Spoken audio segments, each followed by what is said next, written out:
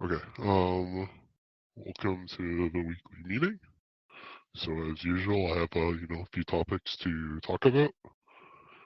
Mainly, this has to do with regards to the white paper as well as some follow-ups, discussions in terms of EOS, since that's been the floating idea as of last week.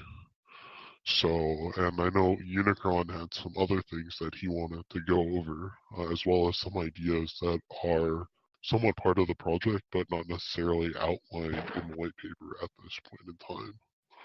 So, one of the first things that I wanted to talk about was third-party storage of the Novusphere state on EOS. So I just recently added that part to the white paper. It wasn't there originally because I wasn't exactly sure if it should be. But since we're leaning more towards this idea of potentially using a third-party blockchain, I figured it might as well be included, as well as it actually solves a problem that we had with the original design of Novusphere, which could not guarantee that block producers were also seeding the metadata associated with Novusphere. Could ensure that they were seeding the transactional data that made up blockchain, but not the actual metadata itself that would have been embedded in the transaction in the case of if we had our own blockchain. So in terms of first, I guess what we should talk about is how state storage works on EOS and what state storage actually is. So I guess the easiest way to explain this is imagine state storage in terms of an Ethereum smart contract. So essentially, it's any of the information that the smart contract needs to persistently remember. So let's say, for example, inside of the contract, we have a variable that says who the current owner of the contract is, which gives that specific address certain permissions. Then that is part of the state variables that are associated with the contract. So the more state variables you take up, the bigger of a footprint you have on the blockchain. So now, in terms of a naive implementation of how this can work, you can have the contract on the blockchain remember all the hashes of the IPFS hashes, and that essentially is your index. That's all the files or all the metadata that's associated with Novusphere. Now the problem with that is that actually leaves a very big footprint on the blockchain. And if we were building on Ethereum, this would not be so much of a problem because each time you make an alteration to the state, this is factored into the gas cost of the transaction that the user makes. But for the sake of our model, we need free transactions. So the way EOS handles this is if you have a contract that needs to occupy state the on the EOS network, um, there needs to be a certain amount of EOS that's staked for that storage space. So in the EOS white paper, I believe it actually explicitly describes it as if that space is never deleted, you might as well consider that EOS to be the EOS that's being staked for that storage space, the state space, to even exist, off market or to no longer be in circulation, because it cannot be removed unless the state that it's a collateral for is deleted. So in the case of EOS, it's not very viable to write every single IPFS hash that's indexed into that's indexed in Novusphere to the contract. So there is a way that we can do this very efficiently, and the way we do that is rather than recording every single IPFS hash, we record sort of blocks of data, very actually similar to like how a blockchain works. And you bundle a bunch of metadata together into a block, And once you get past a certain threshold, you create a new block and you reference the old block. And then you update the IPFS hash in the contract. Now, each time you update the IPFS hash in the contract, the gateway maintainers in this case, these guys would all be running Node software on their computer. They would be able to cast an approval vote of is this an actual valid state change in terms of Novusphere? And if 2/3 of them agree that yes, okay, this is a valid state change, then it's accepted as the new change.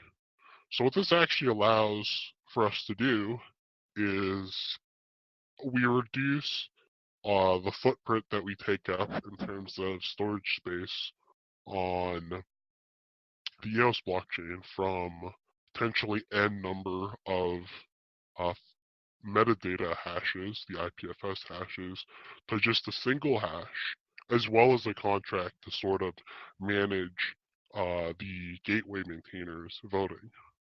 So this is a good system to get around the state storage in terms of EOS, since we can't just arbitrarily keep consuming more and more state storage on EOS because it's not financially viable. Because if we needed to do that, then we would need more and more EOS to collateralize that storage space. Now, one of the things I wanted to talk about that I wanted to see what Unicron's ideas and what his thoughts are on is it has to do with the account registration. So there was a discussion a little bit earlier in the chat about this, which is if we were to build on a third-party blockchain such as EOS, users of our platform who are not just viewing content, but are instead adding content or trying to actively participate in the system by upvoting or commenting, etc., they would need their own EOS account. Now, in the case of Steam, we know that when you go to register a Steam account, you have a few options. You can either register through the faucet that they provide, which they require your phone number as a means of preventing spam. And once they can verify that, they let you register. But this does somewhat compromise your anonymity on the internet. So not everyone might be willing to do that. Another option is to actually have the Steam yourself that's required to own, that's required to set up an account. So you can pay that or buy that in Bitcoin or something else along those lines. And lastly, I think, and this is not possible in Steam, but I think it would be interesting if there was a possible third option, which user could, if they did not want to pay money or crypto to buy the Steam, or I guess in this case, the EOS to register their account, and they didn't want to submit their personal information, it would be interesting to have a possible way of mining the sufficient amount to do so. So I have an idea of how this could work on EOS. Yeah, well, I have two ideas of how it could work on EOS. And if we were building on our own separate chain, it's not as much of an issue because it could be built natively into the protocol. So well, I'll go over my first idea in terms of how it could work on EOS.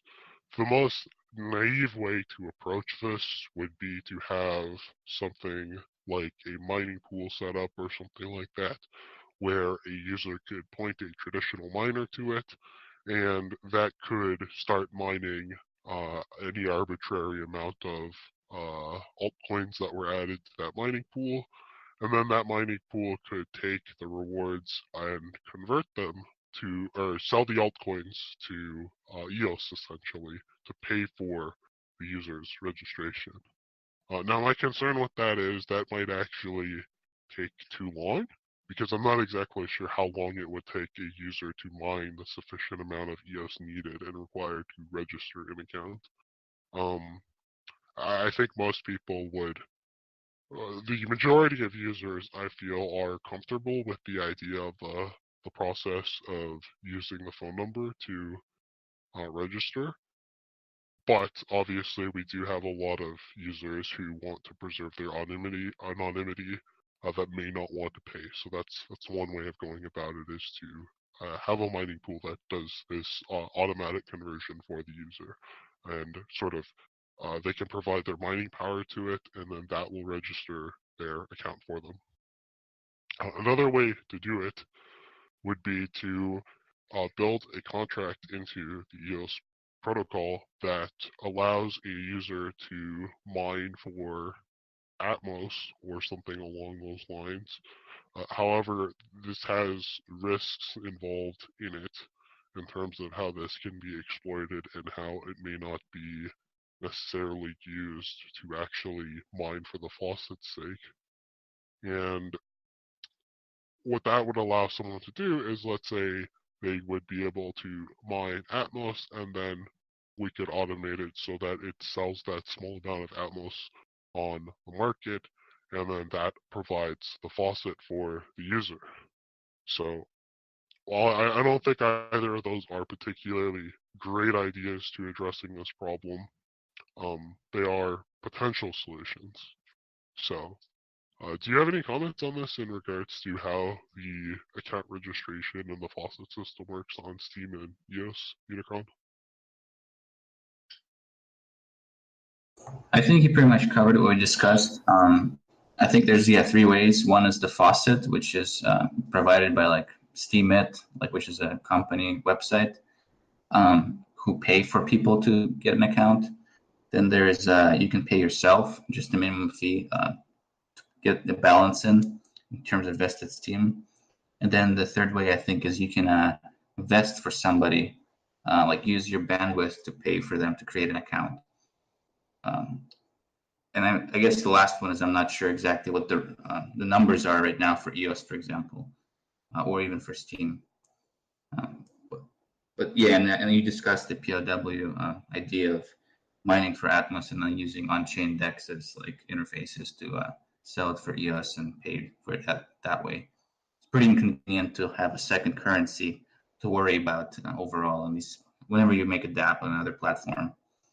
So it has to be dealt with somehow to make users entry as easy as possible. I mean, you pretty much covered it all.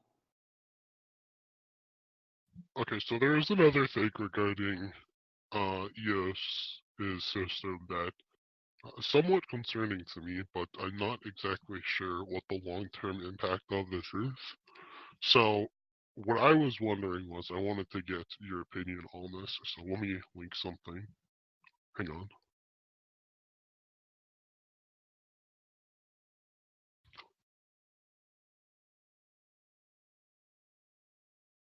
So if you take a look at the link provided, at this point in time, only about 33% of the EOS that's been issued as ERC20 tokens have been registered at this point in time. So let's say that amount stays the same all the way up to June 1st, when the mainnet launches, is supposed to happen, and the snapshot gets taken. What do you think is likely to happen to the remaining 66% or 67%? Oh, I know you can still recover it. It just won't be as safe and for people to do. I didn't quite get the method that they plan to use, but something about it being more exposing a private key than you'd like to recover it later, which is why they're trying to get people to register to make it as safe as possible to transfer. And for record, No, I haven't registered my EOS account. I think most of the exchanges are already registered, actually.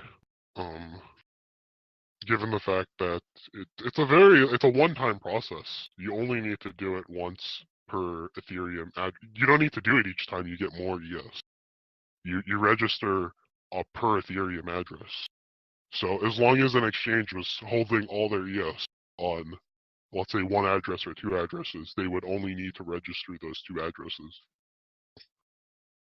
Yes, it is. It's per address.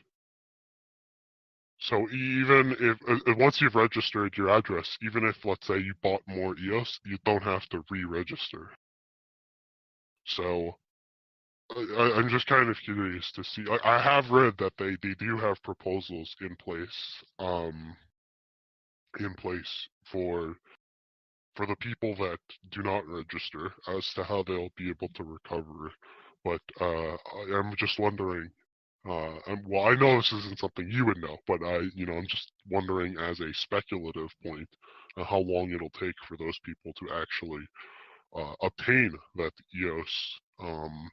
Because let's say this process takes maybe a month before they've handled everyone, this could actually create a big supply shortage at the very beginning if there aren't a lot of people that have registered. On the other hand, if it's something they've dealt with within the first week or something like that, then it's not so much of a problem. Well, resource-wise, I have to point out that you're only trying to compete with how much is vested and not just overall supply for the resources on the blockchain. Yes, that's a good point. As I said before, I don't really see it being too demanding in terms of the actual resources that our contracts need. The biggest thing that I had worried about previously was the state storage Novusphere would need to exist on EOS, but as I mentioned earlier in the chat, that a lot of that state storage can actually be segregated from EOS and actually just held on IPFS. And then all you need is to keep on EOS is an IPFS hash and a contract to manage the gateway maintainers voting on the current state of the system. And as I mentioned before, this actually incentivizes gateway maintainers to ensure that all the metadata is seeding. So just for clarification, it's the metadata, not the actual file that the metadata points to is seeding. So they are incentivized to actually keep all that metadata seeding, because if another gateway maintainer needs to sync to the chain and too many gateway maintainers, let's say, fall out of sync, there's a possibility that more than 2/3 can't actually agree upon the state of the system. And in that case, the system wouldn't be able to progress any further, which would mean that the gateway maintainers are not being paid. So I think this is a good way of incentivizing them to ensure that this data is always available on IPFS and anyone can download it. So yeah, if you want to talk about some of the ideas that you had that are not mentioned yet in the white paper that we have been considering adding, I think I've already mentioned one, which is the potential for mining as a solution to third-party blockchain problem, but you can take over from here. Yeah, sure. Well, just to mention, we're always thinking about POW as a way to let people enter into the system without having any coins, and it also improves the distribution over time. I guess the new part of that is just having the benefit of on-chain other apps or dApps, whatever, that could like act as dexes where you could sell off EOS, or sorry, you could sell off Atmos for EOS in small amounts automatically, and then let people fund things, or just keep Atmos however they like, and improve the distribution. So that doesn't really matter, I think, too much if it's on another chain or on ours, but we'll have to probably depend on another third-party DEX app instead of writing it ourselves, but still be more further down the line. And other ideas I wanted to discuss that are not part of the white paper yet. So there's a concept of police nodes that I had that so there's a lot of file storage projects, right? Storage, SIA, I think there's Swarm, maybe Made. I'm not sure if that ever comes out. Filecoin. A lot of them don't have a way to deal with. So a lot of them check if people have the files. So they can check if you have a file by testing you with like some kind of challenge, and you have to respond with a hash of the file and maybe the challenge combined, and they can see if you have the actual file in storage. So something to, but a lot of these tests don't cost much bandwidth. So you can respond with a hash and not use much bandwidth at all. And bandwidth is pretty expensive and limited. So a lot of these services do not have a way to ensure that people who have the files actually share them with people who try to download them. And this is something that's pretty common in IPFS. You'll have a hash that's maybe seeded originally, and then maybe you won't be able to access it later at all, or you might not be able to access it at a reasonable speed. So something that one of the parameters, for example, for the DAO or the decentralized organization is to vote on, for example, a minimum bandwidth parameter, right? Some kind of minimum requirement of speed to provide the file where it counts as available. And this is not a solved problem. Actually, if you look in the storage white paper, they literally say they don't have a solution for this, and they might use some kind of reputation system down the line. And they literally use the word some kind. So my proposal was originally to do police nodes. I don't know what to call them: internet police nodes, quality assurance nodes. It'd be an automated node service where you, like, same way as you sign up for being a judge or a gateway keeper or block producer, you could sign up for being a police node, and it's pretty hands-free attempt at basically a secret shopper program. So we can't have everybody downloading the same file at once. It would basically, like Victor said before, DDoS the user. So instead, you have this random selection, not actually random, but based on hashes and everything to make it hard to predict, where you'd have different nodes selected to test different files on the network that should be online. And of course, they'd be paid out of the bounty. Ideally, you would have 3 nodes, police nodes, that would take a vote. They'll commit the answer to the vote in a hash, and then they would have to submit the actual vote later. So it's a blind study or a blind vote, and ideally 2 out of the 3 should match to get payout. Then and that's basically the gist of the police node program that would where you normally have we have a bounty contract, and the bounty contract pays for file storage technically as part of its full amount. So not just to reward the bounty, but also to have some people make the file available. And the police node would check for if those people with their, for example, an IPFS seed ID, are they actually providing the file? Are they listed if you search for this hash in the IPFS network? Is there's going to be one of the nodes that have the file pinned? And is it going to meet the minimum bandwidth requirement for the file to be available? If those are all matching, then the node would get payout. So of course, it could mean that the node may not be very fast, but another node is providing it. But that's fine as long as it's provided in any way. But if the file is completely removed and not accessible, or if the node is not even trying to seed it at all, then I feel like they shouldn't get a payout, and this should incentivize some people to stick around and actually feed the files at a reasonable rate, and the rate could be decided via vote. And the second part of this is actually so a lot of these programs that you basically pay for your file to be available from day A to day B, right? Some kind of time range. And that could be, and basically people would collect the money for the time range, providing the file, and then they would stop at the last day or even maybe the day before because it's just not worth them for the last day. Maybe there's a better deal somewhere else.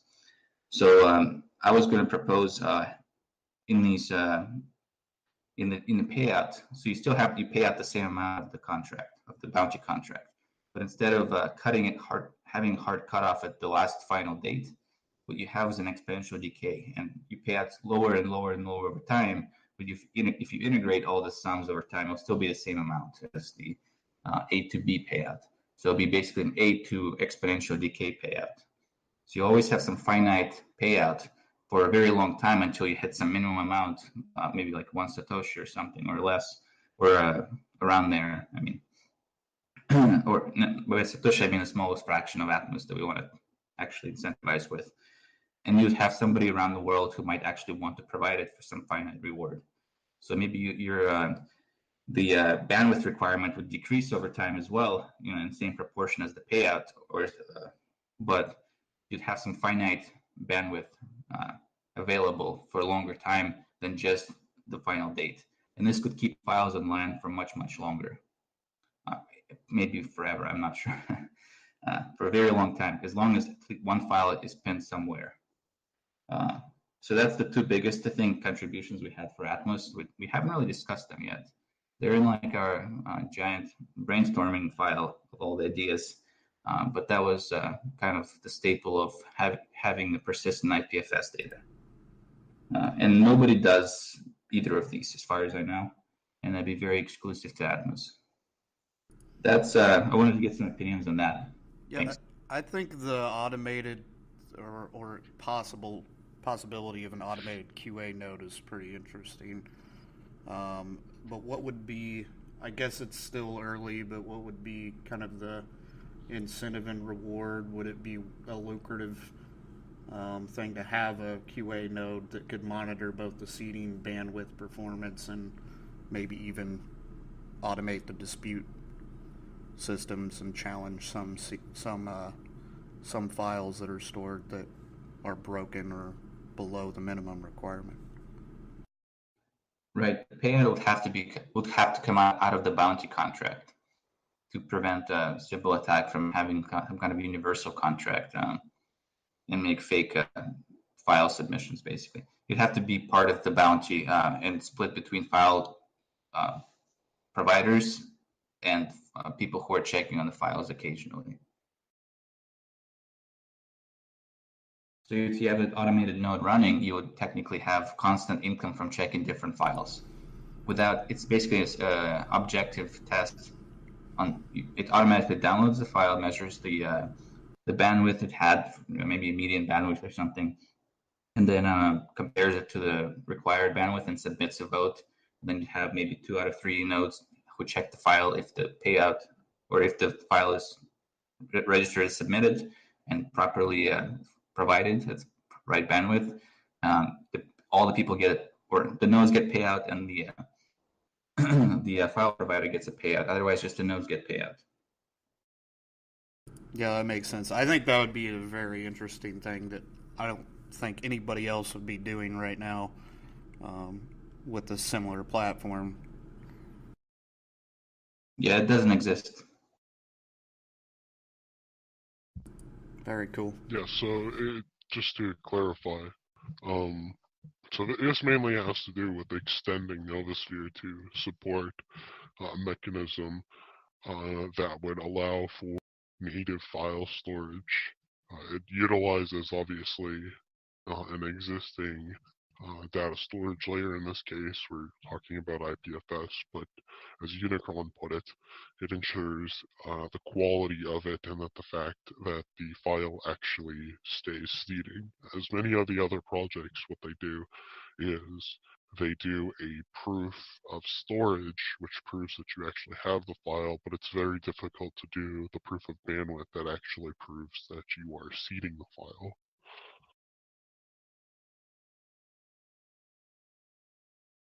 Regarding what Road Crypto said in the chat, I know it was said as a joke in terms of using a masternode system for this. I actually don't think that would be too terrible of an idea in the sense, yeah, as the police knows, in this sense. I wouldn't necessarily call it masternodes because it does something entirely different, but what I mean by when I say I don't think it would be a bad idea, I mean, I don't think that the police nodes or the quality assurance nodes, whatever you want to call them, actually need to be voted in as the judges are. I think actually the system could work off of you providing a collateral to the system and saying, I want to be I want to run a quality assurance node. And you provide a collateral to do that, just as how staking on a masternode system would work. Yeah, exactly. And you'd still have the same time penalty. So if nodes are just randomly guessing the answer, they would have a severe time penalty and have to wait for a while before they can try again. We call them smart QA nodes or smart contract QA nodes.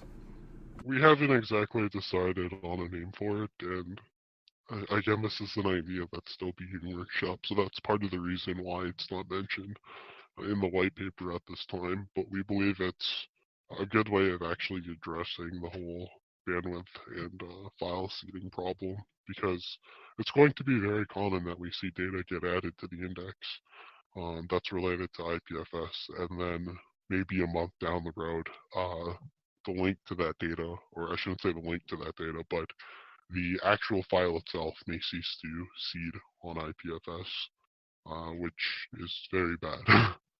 So we need ways of incentivizing file storage.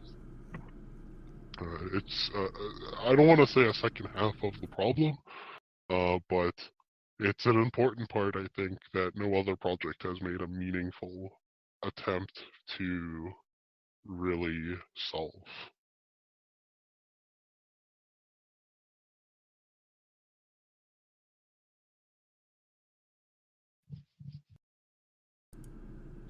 So is there any other things that you wanted to talk about with the community, Unicron?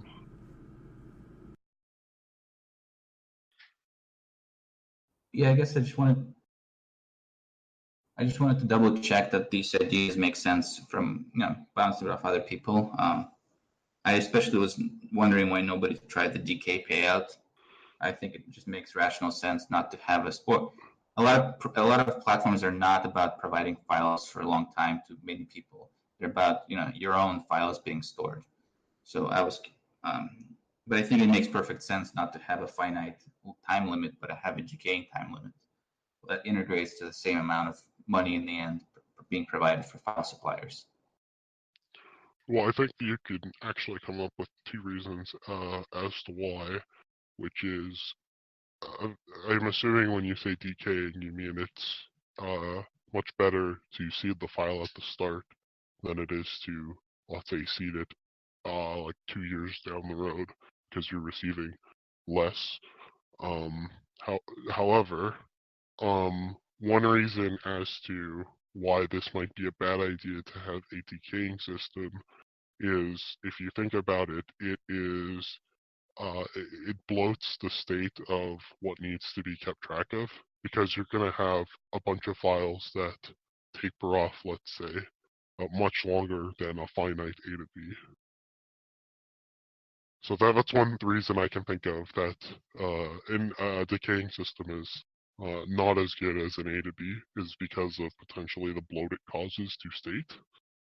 But just to clarify, when you say decaying, you do mean like it goes down from the initial day the bounty is posted. Am I correct? Yeah, at some point you originally might get paid $1 per day. I'm just guessing, and then in a month you might get paid 50 cents per day, and then less and less over time, right? But I guess if you have a cutoff at the minimum somewhere, still just much further down the line, you could prevent it from being forever. But yeah, you might still have a pretty significant load. But you could also try keeping it off chain, as in with a committed hash. Yeah, that's definitely something that we can look into. So I think what we should do for that is, I am this week going to look to make some updates to the website, including the new white paper, as well as updating some links. I think what we should look at doing is, I plan on refactoring and removing some of the existing proposals that are up there, since we have the white paper now. So I think what we should look at doing is perhaps doing a write-up regarding the police nodes, since it's not a fully fleshed out idea at this point in time, and putting it up there under those sort of ideas that are already up there. And then we can come back to that, at a later point and continue to revise it. Because, as you said, I think it's important because it does tackle a problem that's relevant to the project that not a lot of the other file storage projects have addressed in a meaningful way.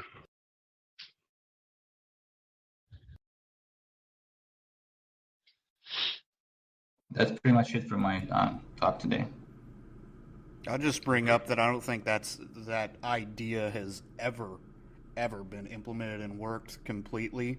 If you even go back to other file sharing platforms in the past, you could definitely hit, some files specifically that never got seeded quickly, or the bandwidth was so low. I remember files taking forever to download in some of the old platforms. So, well, the way that the torrent systems have done it is they usually will have private trackers, but that is bad in terms of privacy. yeah. So what they'll do is they'll have a private tracker system, and they will give you like a point system. It's like a point system, right? So the more you upload on their platform, the more you seed, the more you're able to download. But that doesn't really work too well in terms of what we need it for, especially with the whole privacy being compromised. But yeah, I guess that's about it for what I had to talk about today as well. It was mainly to do with the efficient state storage on EOS and how we would handle and tackle that problem. Because I thought some people might be concerned about how would we actually keep an ever-growing database on EOS without an infinite amount of money. And the other thing is the account registration problems that we might run into in the future. So if anyone has anything else that they'd like to talk about or any questions, now would be a great time. I wanted to mention that it's very likely that EOS will have many faucets to create accounts, like many. Same way as Tmid and busy.org and all kinds of other ones provide some service to create notes or create accounts for people. People could technically use one of those to create their account for Atmos if we do go on their chain. Yep, that's correct. Regarding Steam, are there multiple faucets for it? Because I took a look at it earlier today, and it was just a glance. The only ones that I could find was the main Steam faucet and a few alternative options where you could pay for it in Bitcoin or like Ethereum to have your account registered.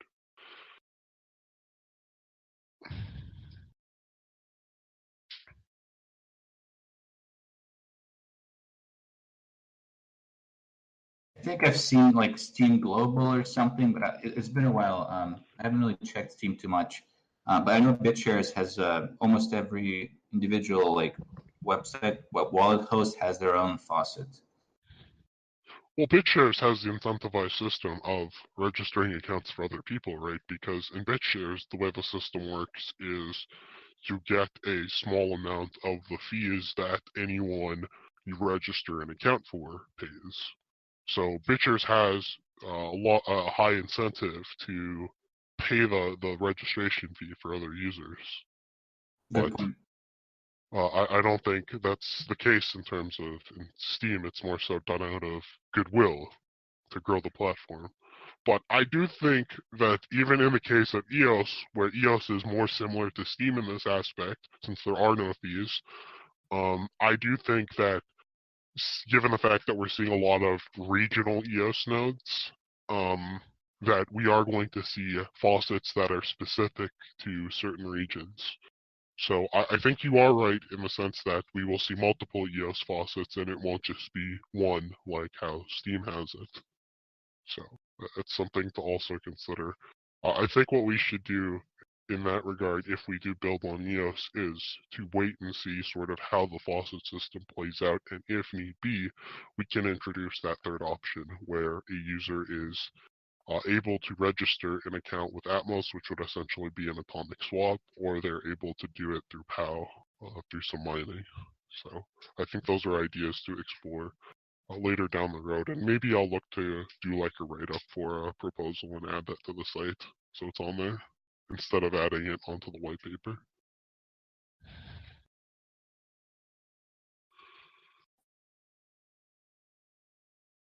I just pasted a small snippet from a chat in BitShares chat where somebody, people are talking a lot about moving to EOS, and I'm repeating what I said before. It was nice to see somebody else write out the same thing.